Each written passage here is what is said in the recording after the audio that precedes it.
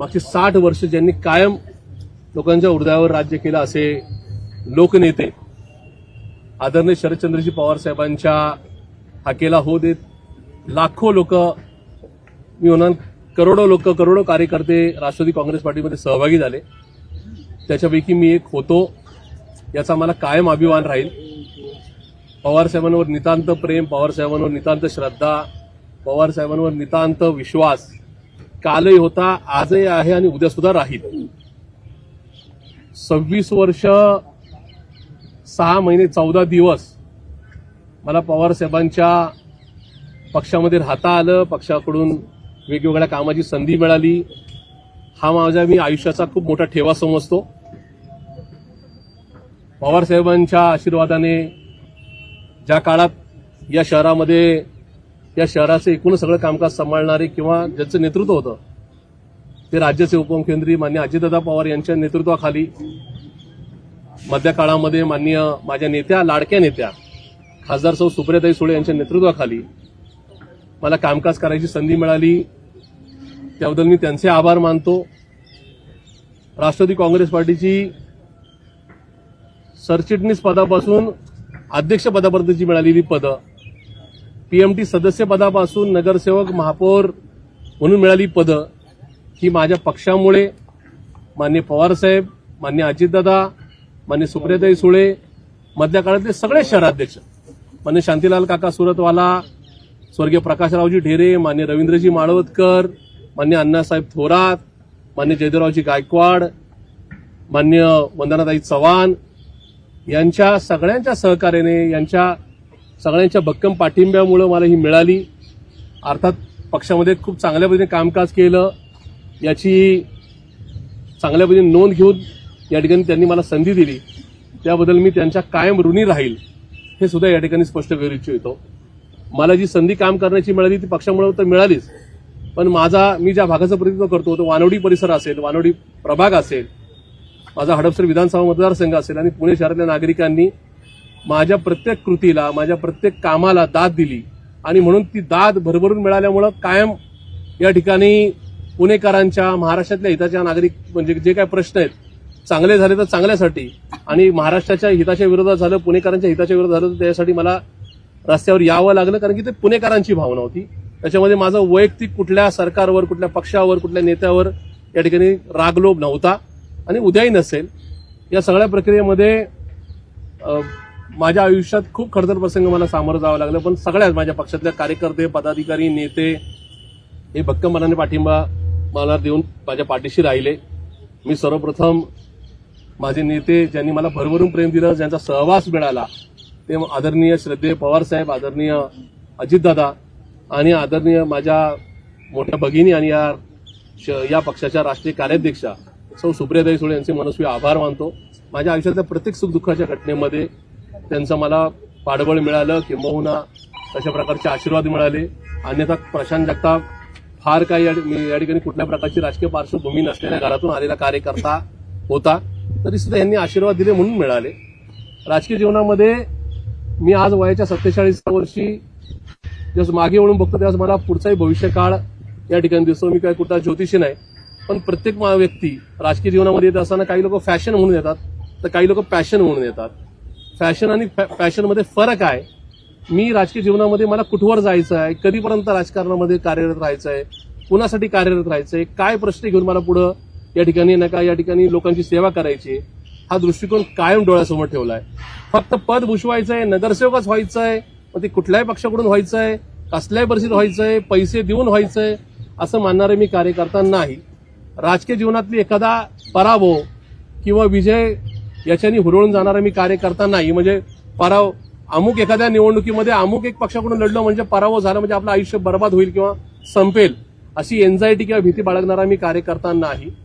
त्यामुळे एखाद्या निवडणुकीत, कुठल्याही निवडणुकीत, मागच्या वर्षी माझा हडपसर विधानसभा मतदारसंघामध्ये पराभव झाला तरी सुद्धा माझ्या हडपसरमधल्या नागरिकांवर, मतदारांवरचा प्रचंड अभिमान आहे की राज्यातले जे काय 4-4.5 हजार उमेदवार पराभूत झालेत, विरोधी पक्षाचे सगळे किंवा अगदी भाजपचे सुद्धा, त्याच्यामध्ये या ठिकाणी सर्वोच्च आकडा पराभूत उमेदवारांमधल्या पहिल्या 2-3 मध्ये मी आहे. 1,27,668 मतदारांनी मला या ठिकाणी मतदान केले, भरभरून केले कार्यकर्त्यांची एक फौज या ठिकाणी त्यासाठी माझ्यासाठी राबली, अर्थात पक्षासाठी राबली, माझ्यासाठी नाही. कारण मी पवार साहेबांचा उमेदवार होतो. शहरात खूप चांगल्या पद्धतीने संघटन बांधण्यामध्ये मला यश आलं. सर्वोच्च नेते असतील, शहर स्तरावरचे नेते असतील, पदाधिकारी कार्यकर्त्यांचं मला पाठबळ मिळालं, सहकार्य मिळालं, म्हणून मी करू शकलो.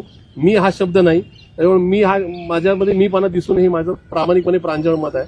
आणि या सगळ्या प्रक्रियेमध्ये कार्यकर्त्यांनी सुद्धा खूप छान कष्ट घेतले. त्याच्यामुळेच एक चांगला एक पुण्याचं सर्वोत्तम युनिट आहे असा मेसेज राज्याला गेला. त्याच्यामुळे हे यश माझं नाही, तर कार्यकर्त्यांचं आणि पार्टीचं आहे. अशा सगळ्या प्रसंगामध्ये मागच्या 10-20 दिवसामध्ये वेगवेगळ्या चर्चांना उधाण आले. पार्टी निवडणूक कशी लढवेल, काय लढवेल या संदर्भात मी पूर्वतयारी केली होती. अर्थात मी एकट्याने नाही, सगळ्यांनी मिळून केली होती. अगदी जाहीरनाम्यापर्यंत केलेली होती. या सगळ्या गोष्टी होत असताना बऱ्याच अफवांना या ठिकाणी उधाण आलं आणि त्याच्यामुळे माझ्यासारखा राजकीय माझा एक जो कार्यकर्ता आहे तो थोडा व्यथित झाला होता. नेत्यांवर नाही, पक्षावर नाही, पण मग आपण नेमकी काय भूमिका घ्यायची, आपला प्रवास कसा असेल पुढचा, या संदर्भामध्ये माझ्या मनामध्ये प्रचंड द्वंद्व, प्रचंड ट्विस्ट किंवा एकूणच विचारांची घालमेल चालू होती.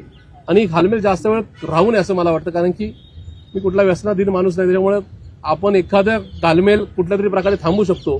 अशा प्रकारे माझा तो तसा छंद नाही किंवा माझा तो स्वभाव नाही. त्याच्यामुळे ही घालमेल आपल्या आणि आपल्या कार्यकर्त्याच्या आणि आपल्या स्वतःच्या आयुष्यावर, कुटुंबावर या ठिकाणी येऊन उलटली तर आपण आपलं आयुष्य खराब करून घेऊ का काय, अशा प्रकारचं कदाचित आपल्या शरीरावरती बेतू शकतं किंवा मानसिक आघात होऊ शकतो. अशा प्रकारचं कुठलंही द्वंद्व हे बराच काळ या ठिकाणी अडकून ठेवू नये असं माझ्यासारख्याला वाटलं.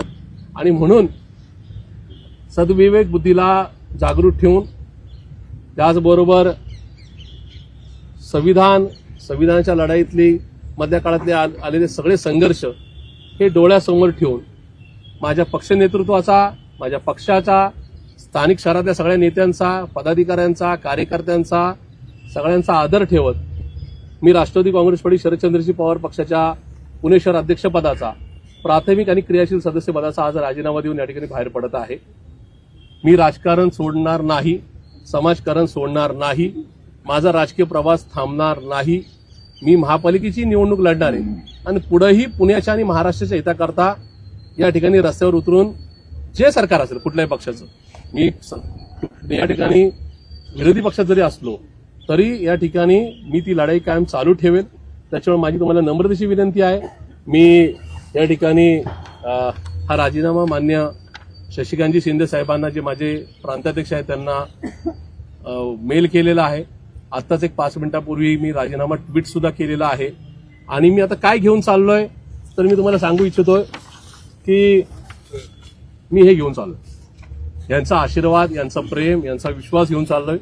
माझी तुम्हाला सगळ्यांना नम्रतेची विनंती राहील की मी राजीनामा देतोय, पक्षातून बाहेर पडतोय म्हणून प्रशांत जगतापांनी राष्ट्रवादी काँग्रेस पार्टीला झटका दिला किंवा या ठिकाणी नेत्यांचं ऐकलं नाही, मग सुप्रियाताईंना काय किंवा पार्टीला काय आव्हान देणं का, असं प्लीज करू नका.